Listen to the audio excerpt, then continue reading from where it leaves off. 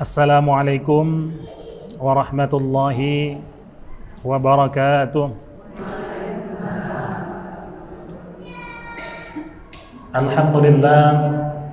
Alhamdulillahilladzi allafa baina qulubina fa asbahna bi ni'matihi ikhwana wa huwa alladzi anzala as-sakinata fi qulubil mu'minin liyazdadu imanan ma'a imanihim. Allahumma salli ala sayyidina Muhammad wa ala alihi wa sahbihi ajma'in. Ibundaku yang dirahmati Allah, saya mohon izin, saya duduk di atas. Biasanya kita pengajian itu sering lesehan, bareng-bareng duduk di bawah. Tapi kali ini saya mohon izin untuk para ibundaku yang lebih sepuh, mohon maaf, saya harus duduk di atas. Hari ini kita akan cerita tentang sebuah hal yang sangat menarik. Ketika tema ini diberikan ke saya, temanya unik. Dengan ilmu hidup menjadi mudah. Dengan seni hidup menjadi indah. Sekitar tahun 1990-an, sebuah pepatah melengkapi tema kita hari ini. Pepatah ini dipopulerkan oleh almarhum Kiai Haji Zaidul MZ. Ungkapannya adalah dengan ilmu hidup menjadi mudah. Dengan seni hidup menjadi indah, dengan iman hidup menjadi terarah. Jadi tema kita lengkapi saja bahasan kita hari ini. Kita nggak bicara tentang ilmu saja, dan kita nggak bicara tentang seni saja, tapi kita sedikit masuk lebih jauh. Kita bicara tentang iman kita. Ibundaku yang dirahmati Allah, ini pengajiannya rutin ya Bu ya? Setiap Rabu, Masya Allah. Suatu hari ada seorang wanita mendatangi baginda Rasul SAW. Ya Rasulullah, para pria itu enak ya. Ini dengan bahasa kita ya Bu, dengan bahasa kita ya. Para pria itu enak ya. Kenapa? Dia bisa berjihad bersama engkau ya Rasul. Kemudian dia bisa mati syahid kalau ternyata nggak pulang. Terus kami sebagai perempuan ini pengen ikut perang juga. Apa kata baginda Rasul? Jangan Bu, kalau semua ikut perang, nanti siapa yang di rumah? Kira-kira begitu ya. Kemudian Rasul mengatakan, jihaduhunna fi buyutihinna. Jihadnya seorang wanita, ibu, utamanya adalah di rumah tangganya. Nah, pertanyaan saya Bu, ini sebelum ngaji kemari, cucian udah beres Bu? Udah ya. Sarapan udah semua siap? Disiapkan untuk suami? Benar? Oke. Kalau enggak bisa kita mulai ngajinya. Kalau enggak jangan, pulang dulu kita. Udah ya Bu, udah beres ya? Oke. Kalau udah beres semua jihadnya di rumah, maka kita jihad yang lain. Thalabul ilmi, boleh? Boleh. Ibundaku yang dirahmati Allah, saya akan mulai pengajian kita hari ini dengan sebuah kisah dari satu dari sedikit manusia yang diberikan hikmah oleh Allah Subhanahu wa taala, namanya Luqman. Manusia biasa yang namanya termaktub di Al-Qur'an dan ditulis menjadi sebuah nama surat. Siapa Bu namanya? Luqman. Suatu hari Luqman ini pernah diminta oleh rekannya, "Ya Luqman, coba engkau sembelih kepadaku seekor kambing." Kata Luqman, "Oke." Diambil Luqman kambingnya, dipotong kambingnya. Tiba-tiba temannya ini bilang, "Luqman, coba sekarang keluarkan yang terburuk dari kambing itu." Nah, kira-kira Bu, bagian dari kambing yang terburuk itu kira-kira apa Bu? Kotoran, apalagi Bu? Kira-kira waktu kurban kemarin Bu, Kira-kira kambing itu yang bagian terburuknya apa? Kira-kira aja. Tadi kotoran udah, apa lagi? Jeroan. Apa lagi, Bu? Tulang. Tulang terburuk ya, Bu? Apa lagi? Kulit, apa lagi? Darah. Ternyata dengan hikmah dari Allah Subhanahu wa taala, yang dikeluarkan Luqman yang terburuk dari kambing itu dua. Yang pertama dikeluarkan lidahnya. Yang kedua dikeluarkan hatinya. Temannya tadi belum puas, dibilang lagi, Luqman, coba sekarang sembelih kambing kedua. Diambil lagi sama Luqman kambing kedua, disembelihnya lagi. Temannya minta, Luqman, coba sekarang keluarkan yang terbaik dari kambing itu. Kira-kira apa, Pak, yang terbaik sekarang, Bu? Ibu-ibu ini kan pasti dapat banyak daging kemarin ya. Itulah Adha ya, Bu. Apa kira-kira yang terbaik, Bu, dari kambing? Pahanya, apalagi, Bu? Kepalanya gitu ya. Bu pernah makan kambing? Pernah kan, Bu? Ternyata yang terbaik yang dikeluarkan oleh Luqman dengan hikmahnya adalah lidah dan hati.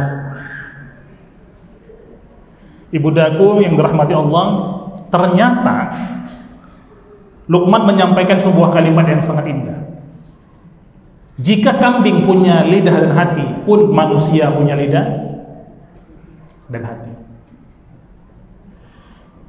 Lidah bisa membawa manusia ke surga, pun lidah bisa membawa manusia ke neraka.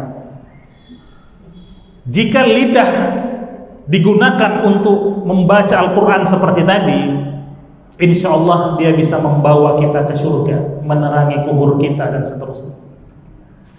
Tapi lidah, Bu, nah ini ibu-ibu nih, bisa membawa kita ke neraka. Percaya nggak, Bu? Percaya. Gimana cara lidah membawa kita ke neraka? Orang itu dibagi dalam 4 kelompok. Kelompok terbaik, kelompok yang lidahnya insya Allah bisa membawa dia ke surga, apabila dia berbicara, yang diucapkannya selalu mengeluarkan nilai-nilai keimanan, meningkatkan nilai-nilai keimanan. Jadi kalau ibu ketemu dengan teman ibu yang lain, yang diomongkannya, udah sholat duha belum? Semalam tahajud berapa rakaat? Insya Allah sama-sama lah nanti ke surga. Jangan malah kita marah, ibu. Tadi malam tahajud enggak? Sombong kan ya, tahajud. Jangan, Bu. Ya, jangan-jangan itu menyemangati kita. Persoalan riya urusan hati orang dengan Allah, bukan urusan kita. Tapi ketika yang dikeluarkannya adalah tentang meningkatkan keimanan dan meningkatkan nilai-nilai keilmuan, maka orang ini masuk ke kategori orang level 1. Nanti coba kita cek diri kita masing-masing. Yang lebih sering kita keluarkan dari mulut kita ini apa? Mengeluarkan tentang peningkatan iman atau enggak? Kalau iya, selamat. Maka insya Allah ibu-ibu masuk kategori yang nomor 1. Jadi dia bicaranya nggak sembarangan, Bu. Bicaranya pasti mengeluarkan sesuatu yang meningkatkan keimanan atau keilmuan. Yang kedua, orang level 2 ini yang dikeluarkan dari mulutnya lumayan. Ini lumayan, Bu, lumayan. Tentang ide, gagasan. Kita buat pengajian apa lagi nih di Hal Hijrah ini? Masa kita cuma hari Rabu aja? Apalagi kita buat nih? Bakti sosial yuk kita buat. Kita buat donor darah yuk. Apa? Semua yang keluar dari mulutnya penuh dengan ide-ide baru, gagasan. Ini orang yang lumayan, Bu. Bagus itu. Dan sepertinya nih Al Hijrah ini isinya minimal inilah, Bu ya. Insya Allah ya. Ragu? Yakin ya? Insya Allah minimal di level inilah. Yang keluar dari mulutnya itu benar-benar yang mengarahkan kepada ide-ide yang bagus. Nah, orang yang di bawahnya, Bu, semoga kita terhindar dari yang level ketiga ini.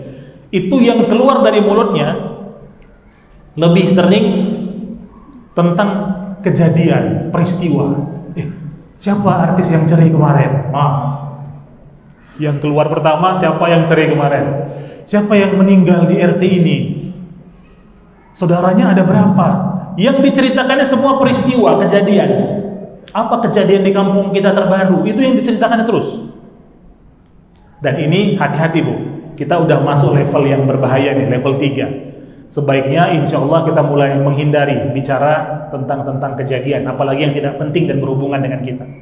Nah, orang yang paling bawah Bu, level keempat ini Bu, insya Allah di Al-Hijrah ini nggak ada. Yakin ya Bu?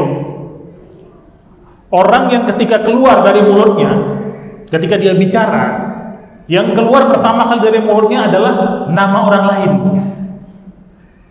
Si Susi gimana? Yang keluar langsung nama orang lain. Bu Partijem gimana? Kok nggak hadir 22 tahun dia nggak hadir di Al-Hijrah ini? Jadi yang keluar selalu dari mulutnya adalah tentang orang lain. Nah, orang-orang level ini kalau kita udah ngaji, insya Allah jangan lagi kita masuk ke level 4 ini Bu. Pelan-pelan kita naikkan diri kita ke level 3. Pelan-pelan kalau bisa kita mulai naik ke level 2. Syukur-syukur kita latihan sampai bisa ke level 1. Itulah kenapa Bu, Nabi itu memberikan konsep sederhana sebenarnya dalam hidup ini. Falyakul khairan aw liyasmut. Man kana yu'minu billahi wal yawmil akhir falyakul khairan aw liyasmut. Ini konsep sederhana agar kita bisa masuk ke level 1. Barang siapa yang beriman kepada hari akhir, falyakul khairan, lebih bagus dia mengucapkan yang bagus-bagus. Kalau bisa ucapkan yang baik-baik. Kalau nggak bisa, aw liyasmut, lebih bagus dia diam. Makanya Bu, diam itu emas, bicara itu permata. Perlu kita diam dalam situasi-situasi tertentu, apalagi yang tidak penting. Dan pada satu waktu kita juga perlu bicara ketika kita perlu menyampaikan, apalagi hal-hal yang menyangkut dengan peningkatan keimanan dan seterusnya. Jadi setelah kita ngaji di Al-Hijrah ini, harapan saya kita tiap minggu nih kan Bu, dapat sesuatu, harus keluar dari masjid ini kita menjadi pribadi yang lebih baik dari sebelumnya, dari sebelum masuk gitu ya Bu. Nah, itu lidah yang bisa membawa kita ke surga. Nah, hati ini di mana letak hati ini Bu? Sinilah pokoknya Bu ya. Pokoknya di sinilah ya hati ini. Hati ini Bu, dia yahwa wa yatamanna. Hati ini dia bisa ngomong sendiri. Sering nggak Bu hati ngomong sendiri Bu?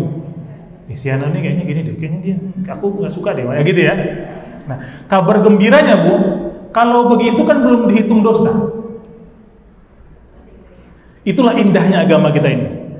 Bahkan suatu perbuatan buruk yang belum dilakukan, cuma diniatkan, tidak berhitung dosa, justru berhitung kebaikan. Tapi perbuatan baik belum dilakukan, cuma diniatkan, sudah dihitung berpahala. Suatu hari baginda Rasul pernah mengajak Aisyah, ayo ikut. Kemana baginda Rasul? Kita ke pasar. Minum air seteguk, tapi jangan diminum, ditaruh di mulut saja. Ayo ikut ke pasar. Aisyah ikut ke pasar bersama baginda Rasul, sampai jalan-jalan gitu ya, sampai di rumah, coba Aisyah muntahkan apa yang diisi mulut itu. Ternyata berubah air tadi yang diminum menjadi warna merah, menjadi darah. Ibu-ibu bayangkan, ternyata hati kita ini itu berkata-kata meskipun mulut kita tidak berkata. Itulah kenapa nanti di hari kiamat yang dipanggil Allah itu adalah biqalbin salim, orang-orang yang punya hati yang selamat. Jadi menjaga hati ini sangat penting. Jadi mulai sekarang kalau kita tidak bisa melakukan kebaikan, minimal kita berpikir, merasa kebaikan untuk orang lain, itu cukup. Kalau kita belum bisa melakukan kebaikan secara fisik, minimal kita rasakan kebaikan, atau minimal kita bahagia ketika orang lain melakukan kebaikan, maka itu sudah cukup. Nah, dua hal ini, hati yang baik, lidah yang baik, ini adalah kunci utama untuk kita bisa memiliki ilmu. bisa berkesenian yang baik, dan bisa berkeimanan yang baik. Kalau lidah dan hati kita masih bermasalah, masih jauh dari Allah Subhanahu wa taala, maka jangan kaget. Kita belajar sebanyak apapun, ngaji setinggi apapun, kita tetap suka suuzon sama orang. Kita suka menyakiti orang dan seterusnya. Makanya ada pepatah bilang, Bu, al-kalamu tanfudu ma la yanfudu al-ibal. Lidah itu dia bisa menembus apa yang tidak bisa ditembus oleh jarum. Jarum bisa menembus kulit kita, tapi lidah bisa menembus hati kita. Kadang-kadang kita nggak sengaja ngomong biasa sama teman kita, tapi teman kita tersinggung dan tersungging akibat ucapan kita. Makanya mulai sekarang kita perlu hati-hati dengan ucapan kita. Kalau tidak bisa berkata yang baik, lebih bagus kita diam. Falyaqul khairan aw liyasmut. Ibundaku yang dirahmati Allah, sekarang kita masuk satu bahasan. Setelah tadi kita bicara tentang bagaimana kita menjaga lisan dan menjaga hati kita sebagai atribut, maka kita sekarang mulai masuk pelan-pelan bagaimana kita memahami ilmu yang kemudian membuat ilmu ini menjadi lebih mudah dalam hidup kita. Mic ini produk apa ini, Bu? Mic ini, Bu. Mikrofon ini, Bu. Ini produk betul sih, Bu. Betul. Produk luar ya, luar negeri ya, Bu ya.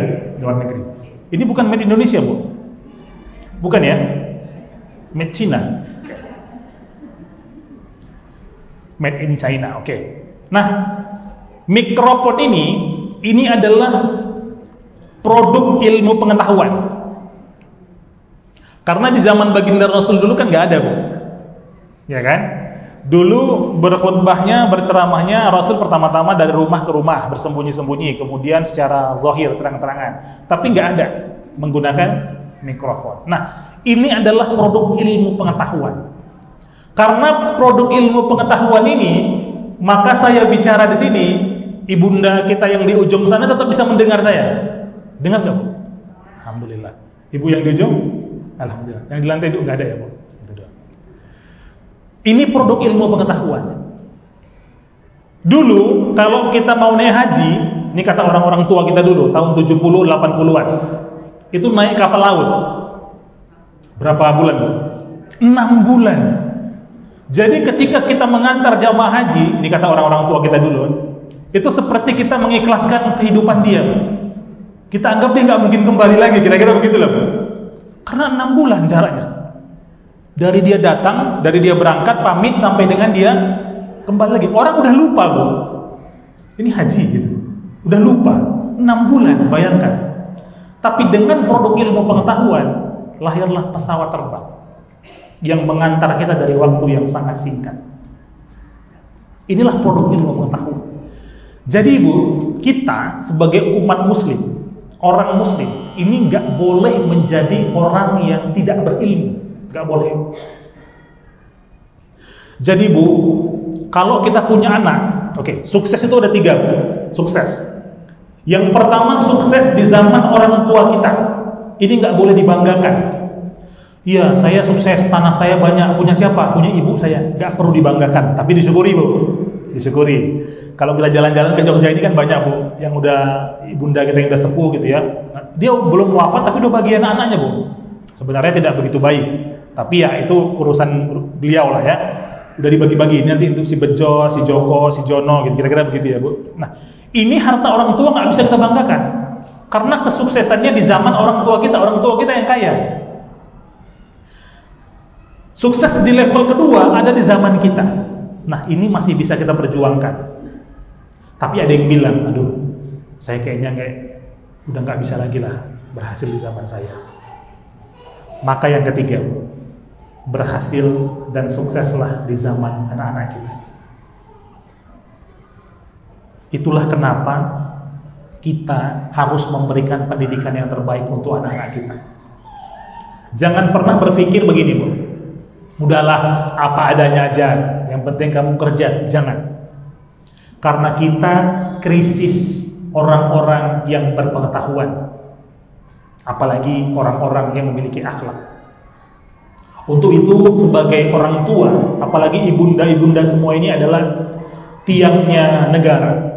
Jadi kalau sholat tiangnya agama, as-sholatu imaduddin, sholat tiang agama, maka kata Nabi, an-nisa imadul bilad, wanita tiangnya negara. Bagus wanita, makmur negara. Rusak wanita, hancur negara.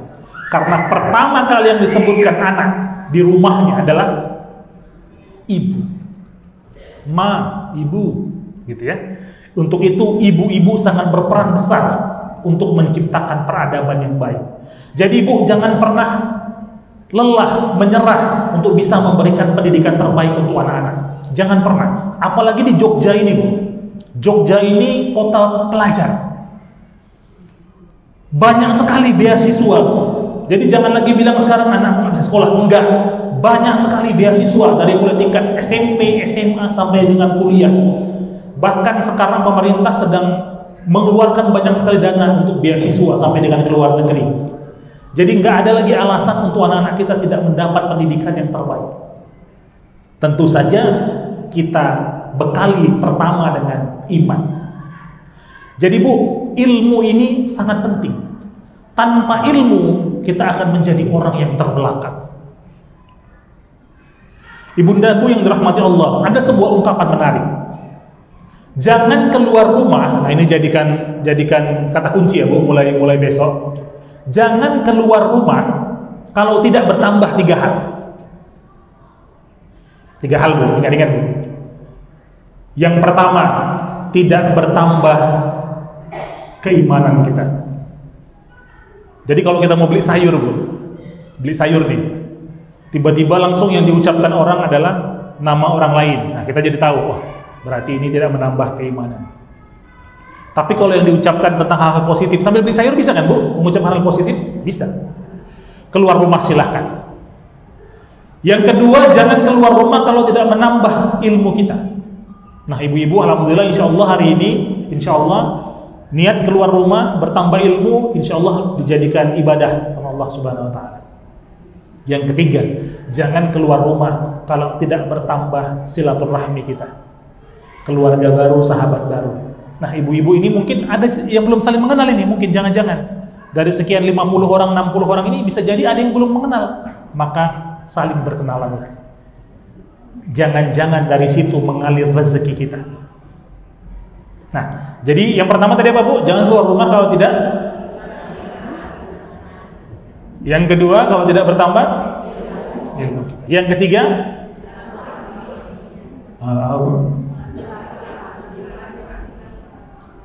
bertambah hubungan silaturahmi. Ibundaku yang dirahmati Allah, saya mau tanya ke ibu-ibu dulu nih. Hari ini, sebelum di sini, apa satu hal yang sudah ibu pelajari, yang sudah bertambah dalam diri ibu? Satu hal, sebelum ibu ikut pengajian ini, apa? Ya Bu? Akbar. Sabar, Masya Allah. Kenapa Bu? Perjalanan. Tadi nggak macet kan Bu? Macet tadi ya. Kesabaran bertambah. Ibu apa lagi Bu? Kesabaran, apa lagi? Cuma satu orang yang bertambah Bu. Semangat, Masya Allah. Bertambah semangat saya hari ini. Begitu bangun tidur sudah banyak yang mau dikerjakan. Jadi saya harus memang semangat dari pagi. Apalagi Bu yang bertambah Bu? Stres? Jangan Bu, jangan. Stres jangan bertambah. Ibadahnya bertambah, Masya Allah. Apalagi Bu yang bertambah? Bahagianya bertambah. Bu, kita melihat orang bahagia itu gampang. Coba lihat wajahnya aja Bu. Ini bukan masalah kerutannya ya Bu. Mohon maaf ini bukan.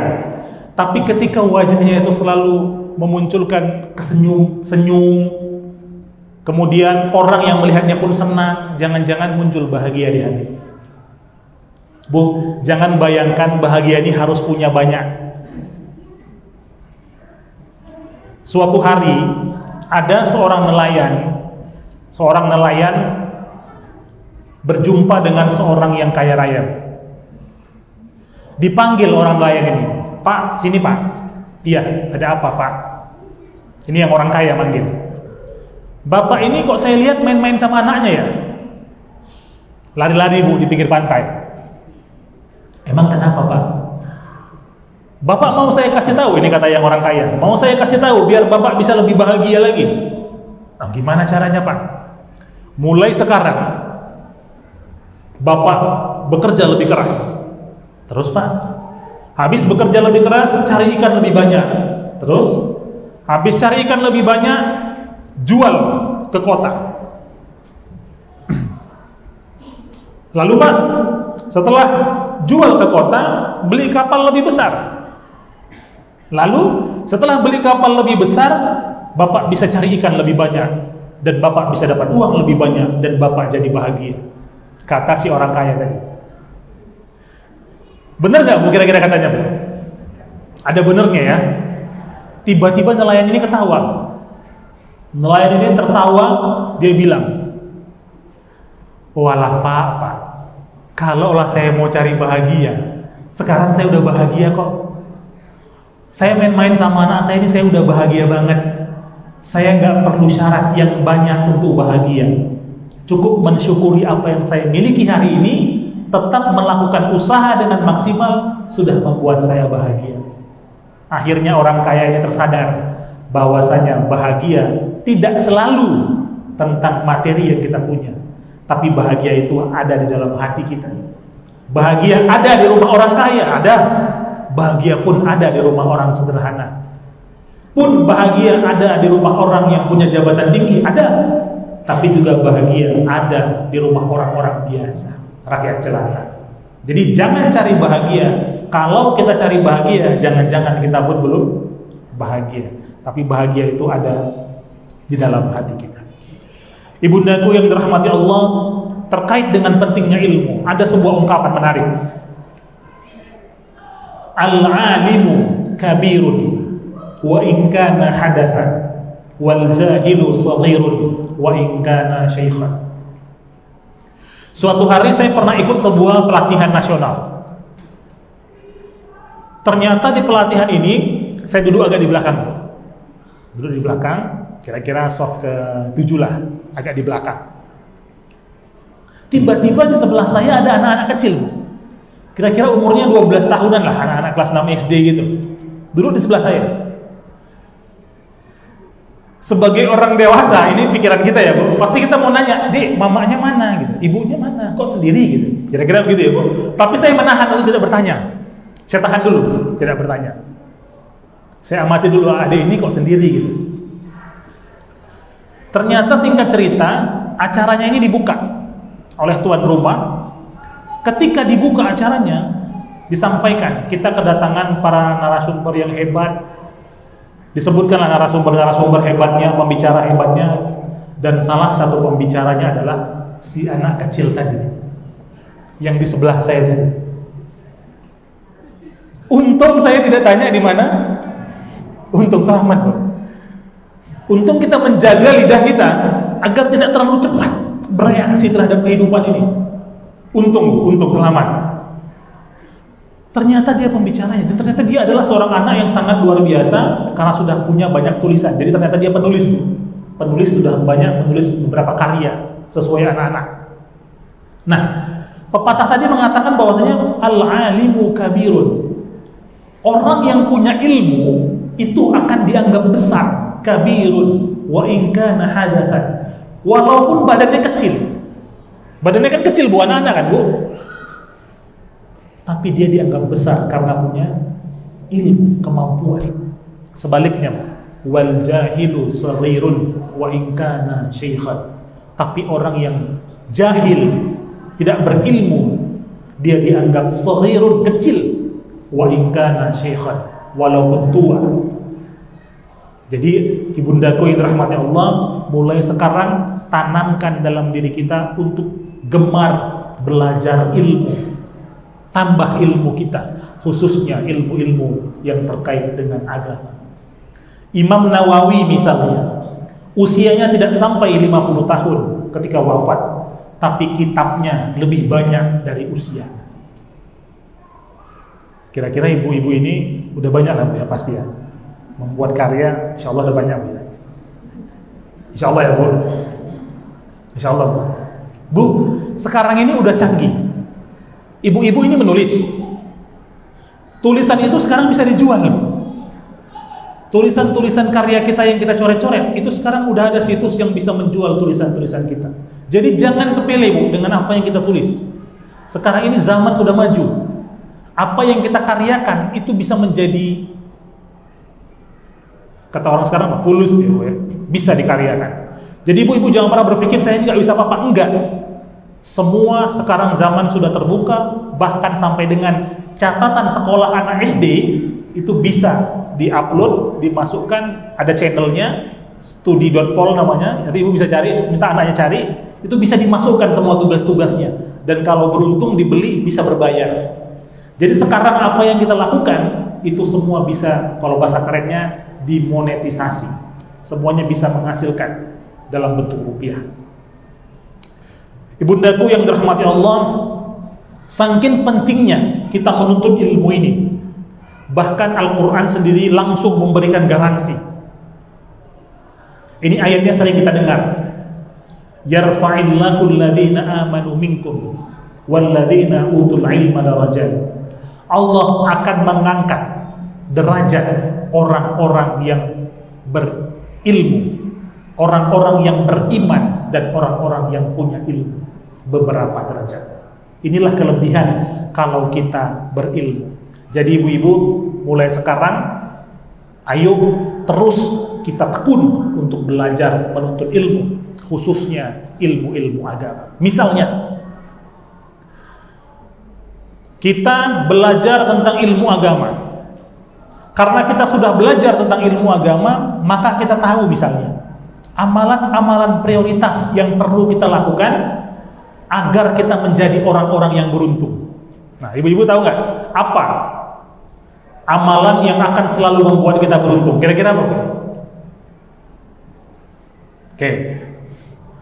Kalau ibu dagang, pasti diantara ibunda ini banyak pedagang ya. Kalau ibu-ibu berdagang, hasilnya bisa dua ya Bu. Bisa untung, bisa tiga lah. Bisa untung, bisa rugi, bisa balik modal. Bener ya Bu? Tapi lebih sering mana Bu? Untung atau rugi? Untung, Masya Allah, bagus. Tapi rugi pernah ya Bu? Bisa ya Bu? Dengan ilmu kita tahu ada amalan misalnya yang oleh Allah dijamin gak rugi-rugi, mustahil rugi. Taunya apa kita? Dengan ilmu. Jadi Bu, Al-Quran menyebut ada amalan yang kalau kita lakukan itu mustahil rugi. Ini karena kita belajar ilmu, tahu kita apa amalan itu. Disebutkan di Al-Quran surah Fatir ayat 29. Innal ladzina yatluna kitaballah. Amalan pertama yang mustahil rugi adalah innal ladzina yatluna kitaballah, membaca Al-Quran. Jadi tadi ibunda semua membaca Al-Quran dari di awal itu luar biasa, mustahil rugi, pasti untung. Kata Nabi dalam riwayatnya apa? Tidaklah alif lam mim itu harfun, walakin alif harfun, lam harfun, mim harfun. Jadi alif lam mim yang kita baca itu bukan satu huruf, tapi alif satu huruf, lam satu huruf, mim satu huruf. Setiap satu huruf ada 10 kebaikan. Alif lam mim 30 kebaikan. Al-Fatihah, Al-Baqarah, silakan dihitung sendiri. Mustahil kita rugi kalau kita gemar membaca Al-Quran.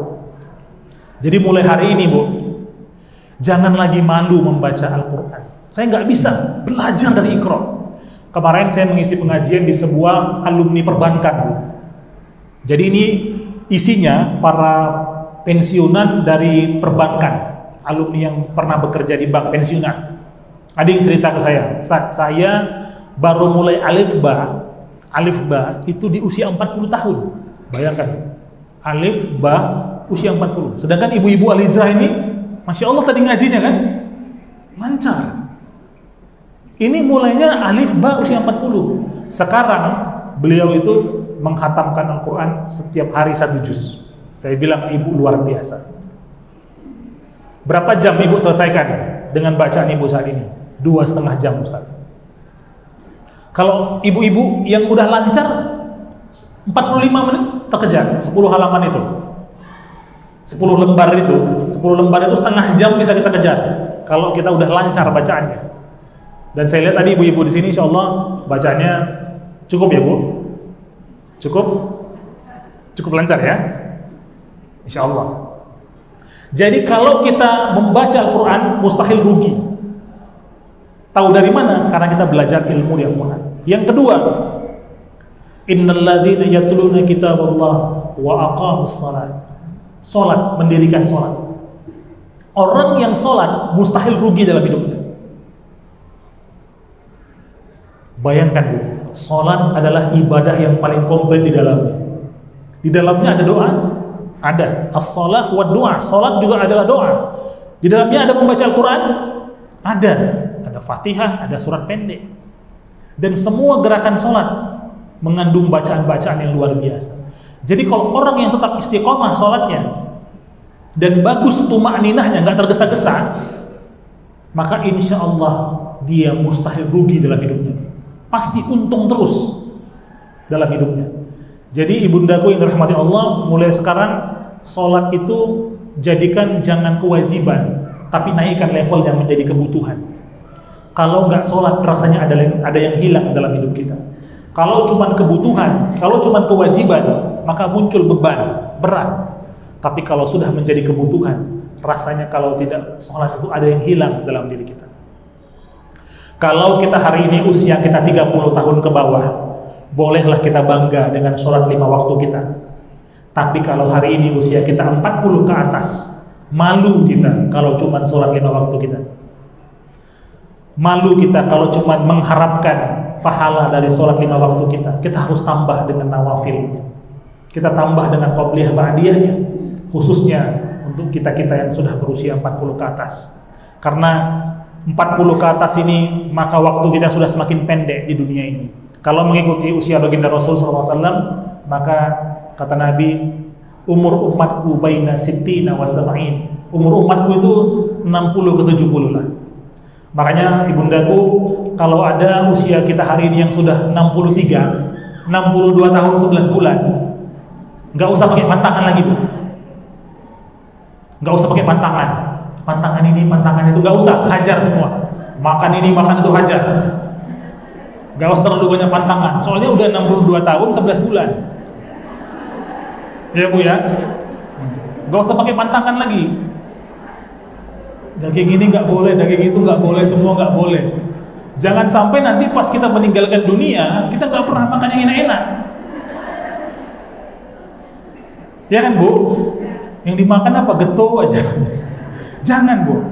62 tahun 11 bulan dilepaskan semua, dol semua, boleh, silakan. Ya, Bu ya. Saya lihat di ruangan masjid ini insya Allah masih muda-muda semua kelihatannya. Kayaknya 50 tahun ke samping semua. 50 tahun ke samping ya, Bu. Ya. Jadi jangan terlalu ditahan-tahan, tapi juga jangan terlalu berlebihan. Kata kuncinya apa? Al-Qur'an bilang, "Wa kulu washrabu." Kalau makan dan minum, silakan, wala tusrifu. Itu kata kuncinya, Bu. Jangan berlebihan. Udah itu aja. Kalau kira-kira udah mau kenyang, berhenti. Insya Allah kita akan sehat. Dalam seminggu makan apapun silakan. Selagi tidak berlebihan, 2 hari istirahatkan untuk puasa. Kan nggak sulit, Bu. Sederhana sekali, Bu, hidup ini, kata Nabi.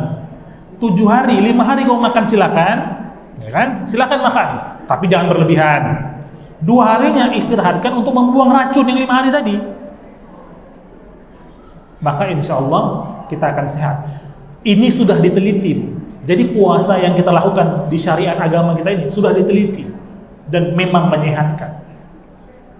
Jadi ayah ibundaku yang dirahmati Allah, mulai sekarang coba kita pertahankan sholat kita, karena apa yang kita lakukan dengan ibadah sholat kita ini insya Allah akan membuat kita beruntung dan mustahil rugi.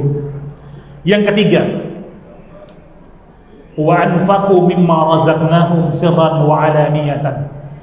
Kita berinfak sirran wa alaniyatan, baik terang-terangan maupun sembunyi-sembunyi. Ini juga mustahil rugi, untung. Jadi kalau ada lewat kota infak kita, tadi saya lihat ada kota infak, pastikan jangan cepat jalannya, Bu. Jangan muncul di kanan langsung selesai di kiri, jangan. Pastikan dia macet di kita. Karena apa yang kita infakkan itu pasti akan kembali kepada kita. Jaminannya nggak tanggung-tanggung, Bu. Sampai dengan 700 kali lipat. Jadi kalau yang kita masukkan 1000, kira-kira 700.000. Ajaib juga ya, Bu. Yang kita masukkan 10.000 berarti 7 juta. Kita bisa bilang, udah sudah 7 juta loh tadi. Itulah balasan yang diberikan Allah. Bahkan di ayat lain Allah menyebutkan, wallahu yudha'ifu liman yasha' bighairi hisab. Bahkan balasannya pun bisa tidak terhingga. Allah membalas, wallahu yudha'ifu liman yasha', suka hatinya Allah, bighairi hisab, tanpa batas. Di ujung ayat Fatir 29 itu disebutkan, yarjuna tijaratan lan tabur. Kalau kita melakukan 3 hal tadi, yang pertama apa tadi, Bu? Yatluna kitab Allah, baca Al-Quran. Yang kedua, wa aqamus shalah, salat. Yang ketiga, wa anfaqu mimma razaqnahum sirran wa alaniyatan yarjuna tijaratan lan tabur. Orang yang melakukan ini akan mengharapkan sebuah perdagangan yang tidak akan rugi, artinya untung terus. Dari mana kita tahu ini? Karena kita belajar ilmu. Jadi dalam beribadah kita tahu prioritas mana yang mau kita lakukan. Inilah kita gunanya menjadi orang yang berilmu. Sekarang kita masuk sedikit ke bagian yang kedua, seni. Bu, Ibu suka seni apa, Bu, biasanya? Di kita ini ada nggak, di Alijrani seni hadro gitu ada nggak? Biasa lagu-lagunya apa, Bu? Religi, selawat-selawat. Kalau kita berselawat, Allahumma sholli ala Sayyidina Muhammad wa ala Sayyidina Muhammad, berpahala, Bu? Berpahala. Tapi kalau kita dendangkan, sallu ala khairil anam, lebih masuk nggak, Bu? Lebih masuk. Itulah indahnya. Jadi dengan seni tadi, memang telinga kita ini butuh keindahan. Al-Quran menyebutkan, walaqad zayyana as-samaa'a dunya bizinatil kawakib. Allah telah menghiasi dunia bizinatil kawakib, dengan bintang ke bintang di atas langit dunia. Yang indah melihat bintang apa, Bu? Kita melihat bintang itu indah, betul ya, Bu? Kita melihat dengan mata kita. Jadi mata butuh sesuatu yang indah, termasuk dengan melihat alam semesta. Jadi begitu kita melihat langit, ada bintang-bintang, ada bulan, indah mata kita. Nah, begitu juga telinga kita. Telinga kita pun butuh mendengar sesuatu hal yang indah-indah. Termasuk tadi misalnya di pengajian kita ini ada hadrah, melantunkan sholawat. Untuk keindahan, apalagi meningkatkan keimanan, maka ini harus kita lanjutkan dan dipertahankan. Karena Allah berfirman dalam Al-Quran di surah yang lain, misalnya surah yang sering kita baca, misalnya di surah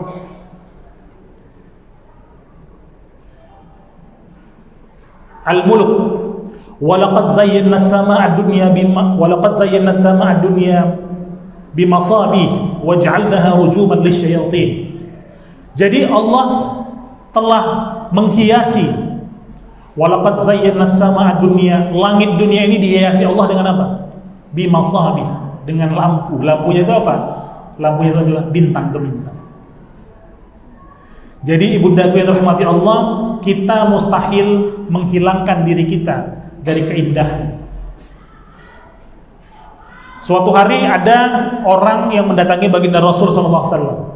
Ya Rasulullah, gimana kalau aku berpakaian yang bagus, kemudian aku jalan, aku beribadah dengan pakaian yang bagusku tadi, itu bagaimana ya baginda Rasul? Rasul kemudian mengatakan, innallaha jamilun wa yuhibbul jamal. Allah itu indah dan Allah menyukai yang indah. Kata kuncinya selalu, Bu, wala tusrifu, janganlah berlebihan. Kalau kita mau sholat ke masjid, tentu kita pakai pakaian yang bersih minimal. Setelah itu baru yang bagus. Kalau yang paling bagus, yang paling bersih adalah baju kita yang A misalnya, maka kita pakai ke masjid. Jangan sebaliknya, mau ketemu dengan orang lain kita pakai yang paling bagus, begitu bertemu Allah kita pakai yang paling lusuh. Jadi mulai sekarang kalau kita udah ngaji, maka kita tahu memilih dan memilah mana yang harus kita berikan, mana yang harus kita pakai. Sekali lagi, innallaha jamilun wa yuhibbul jamal. Karena Allah itu indah dan suka yang indah-indah. Ibundaku yang dirahmati Allah, itu poin yang kedua. Tadi yang pertama kita udah bicara tentang ilmu, yang kedua kita udah bicara tentang seni. Kita tambahin dari tema biar lengkap kajian kita pagi ini, bahwasanya dengan iman hidup menjadi terarah. Ibundaku yang dirahmati Allah, hari ini kita tidak kekurangan orang pintar, tapi kita miskin orang benar. Iman akan memandu kita untuk menjadi orang yang benar. Setelah kita menjadi benar, silahkan kita membekali diri kita dengan semua kepintaran, semua keilmuan, dan seterusnya. Jadi ibundaku yang dirahmati Allah, ketika Luqman menasihati anaknya, maka yang pertama disampaikan Luqman, ya bunayya la tusyrik billah. Wahai anakku, la tusyrik billah, jangan kau menyekutukan Allah. Ini bicara tentang tauhid, bicara tentang menajamkan keimanan. Ibundaku yang dirahmati Allah, sebelum anak kita ajak ke sekolah TK dia, kita sekolahkan ke SD dia, tanamkan dulu keimanan dalam dirinya. Nah, kau harus kenal siapa Rabb. Kau harus kenal siapa Tuhan. Itulah kenapa ayah ibundaku yang dirahmati Allah, kalau kita di rumah, apalagi ibu-ibu, jangan sampai lupa selalu dirikan sholat, agar anak melihat apa yang kita lakukan. Karena anak kecil itu di bawah 5 tahun, dia itu disebut hubbut taklid. Anak kecil di bawah 5 tahun, dia itu adalah peniru ulung, peniru sejati. Apa yang dilihat di ibunya, dilihat di ayahnya, ditirunya langsung. Jadi kalau yang dilihatnya adalah sholat, insya Allah pelan-pelan dia diambilnya kopiahnya nanti, diambilnya sarungnya nanti, tiba-tiba dia sholat, meskipun dengan cara anak-anak. Jadi tergantung bagaimana kita, khususnya ibunda dan ayahandanya di rumah, memandu dia. Kalau yang diperkenalkan pertama iman, maka nanti jadi dokter pun dia, Bu, jadilah dia dokter yang beriman. Kalau yang diperkenalkan pertama iman, jadi insinyur pun dia, jadi pengacara dia, jadi presiden pun dia nanti, maka insya Allah jadilah dia orang-orang yang beriman. Itulah pentingnya kita tanamkan iman, seperti yang dicontohkan Luqman kepada anaknya. Ya bunayya la tusyrik billah. Wahai anakku, janganlah kamu menyekutukan Allah. Setelah kita tanamkan itu, masuk yang kedua yang perlu ditanamkan kepada anak kita untuk memperkuat keimanannya adalah wabil walidaini ihsana. Tanamkan anak-anak kita untuk patuh dan hormat kepada orang tua kita. Ibundaku yang rahmati Allah, sekarang ini kalau kita lihat anak-anak kita ini jauh seperti yang diajarkan nenek moyang kita dulu mungkin. Ketika saya pertama ke Jogja misalnya, itu kalau di kampung kami dulu, Bu, di kampung kami dulu itu masuk rumah orang itu wajib salam. Sebelum masuk wajib ketok pintu, gitu ya. Tiba-tiba di kampung saya begitu masuk kaget. Tiba-tiba orang itu di depan pintu tanpa salam, langsung depan pintu muncul. Pak, kaget. Mulai sekarang coba tanamkan kepada anak-anak kita agar terputus yang tidak baik itu. Biasakan anak-anak kita memanggil orang tua misalnya dengan sebutan ibu, pak. Sekarang anak-anak kita ini kalau saya perhatikan manggilnya nak, iya, langsung begitu ya Bu ya. Tambahkan embel-embelnya, iya Bu, iya Pak, iya Bunda, iya Mbah. Ini adalah bagian daripada menanamkan adab ke anak kita. Jadi kalau imannya sudah ditanamkan dengan baik, maka insya Allah akan pelan-pelan muncul adab dia, akhlak dia. Dan ini kalau kita biasakan di rumah, maka insya Allah akan terbentuk sebuah komunitas rumah yang bagus. Ujung-ujungnya akan terbentuk sebuah keluarga yang baik, RT yang bagus, desa yang bagus, dan ujung-ujungnya bangsa yang baik. Jadi ibundaku yang dirahmati Allah, kita boleh berpikir besar untuk memajukan bangsa, boleh. Tapi yang paling penting, kita mulai dari keluarga terkecil kita, dari rumah tangga kita sendiri. Mulai dari rumah tangga kita sendiri. Maghrib kita matikan TV kita, biasa ngaji bersama dan seterusnya. Dulu kalau di kampung-kampung kita dengar tahun 80-an, 90-an, itu di rumah-rumah, di surau-surau itu ngaji di mana-mana setelah habis maghrib dengan lilin. Tapi sekarang jarang kita dengar. Sama-sama di pengajian hijrah ini minimal, ibundaku semua, kita biasakan anak-anak kita maghrib ke isya minimal, matikan semua alat komunikasi TV, ngaji sama-sama di rumah. Pelan-pelan kita lakukan. Insya Allah kalau kita ada 60 orang, 70 orang, kita lakukan bersama, akan menjadi pengaruh untuk lingkungan kita masing-masing. Insya Allah lingkungan kita akan berpengaruh menjadi lebih baik. Ibundaku yang dirahmati Allah, suatu hari sebagai kisah penutup, suatu hari baginda Rasul pernah ditanya oleh sahabatnya, "Ya Rasulullah, iman kami ini..." Jadi Rasul itu kebiasaannya ketika ketemu sahabat sering nanya, "Ya ashabi, kaifa halu imanikum?" Wahai sahabatku, gimana kabar iman kalian hari ini? Kira-kira Bu, kalau saya tanya Bu, gimana kabar iman Ibu hari ini? Jawabannya gimana Bu? Gimana Bu? Astagfirullah Bu. Bu, gimana kabar imannya hari ini Bu? Ini saya tanya misalnya. Masya Allah. Sahabat itu ketika ditanya Rasul begitu, jawaban mereka beragam. Dan mereka ada yang bilang begini, "Ya Rasulullah, iman kami ini kalau di dekat engkau ya Rasulullah naik terus. Tapi begitu kami ke rumah kami masing-masing, down, turun." Bu, itu sekelas sahabat. Apalagi kita, malu kita ya Bu. Kita jangankan kita kan udah gak ketemu Rasul lagi ya kan, di mana-mana rasanya turun terus ya Bu ya. Iya Bu, nggak ada naiknya Bu ya. Adalah sekali-sekali kalau pas lagi sholat gitu ya. Jadi ternyata sahabat itu imannya naik, dan imannya, "Aku gimana ya Rasul, dekat engkau iman kami naik, tapi begitu nggak ada engkau Rasul iman kami turun." Apa kata Rasul? Rasul marah nggak kira-kira Bu? Enggak. Tapi Rasul bilang, "Al-imanu yazid wa yanqus." Ya memang iman itu kadang naik, kadang turun. Yazidu bil ta'ah, tapi dia bisa naik terus kalau kita tambah ketaatan. Dia akan turun wa yanqus bil ma'siyah. Dia akan turun kalau coba-coba kita tambah maksiat kita. Jadi mulai sekarang, ibundaku yang dirahmati Allah, sudah ikut pengajian, semoga pelan-pelan kita tambah ketaatan kita. Ketaatan dalam artian individu maupun sosial ya Bu. Jangan bayangkan ketaatan itu cuma sholat, tidak. Ketaatan bersilaturahim, membangun hubungan yang baik, itu juga bagian dari ketaatan kita di lingkungan sosial.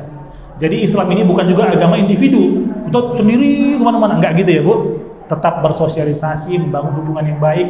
Tapi yang kita keluarkan kalau selama ini nama orang lain, tapi sekarang tentang keimanan, meningkatkan keimanan, keilmuan, dan keislaman kita. Nah, inilah 3 hal yang semoga bisa menguatkan iman kita.